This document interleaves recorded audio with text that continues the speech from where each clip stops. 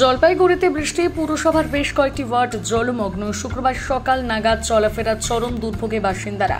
নিকাশি ব্যবস্থা ঠিকঠাক না থাকা দরুন বৃষ্টির জল পাস হতে পারে না, সে কারণেই রাস্তায় জল আটকে থাকার কারণে যাতায়াতের চরম দুর্ভোগ বলে অভিযোগ বাসিন্দাদের। অল্প বৃষ্টি হলে জলপাইগুড়ি পৌরসভার 16 নম্বর, 12 নম্বর এবং 25 নম্বর ওয়ার্ড, নেতাজি পাড়া, পরেশ মিত্র কলোনি, করলা নদীর সংলগ্ন বেশ কিছু এলাকা জলমগ্ন হয়ে পড়েছে। আমি ভট্টাচার্যের রিপোর্ট।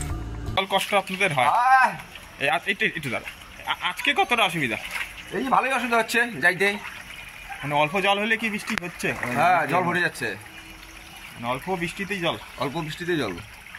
এখন কতটা জল হয়েছে? এই তো দেখা যাচ্ছে মোটামুটি হাঁটু পর্যন্ত ছিল, একটু কমলো।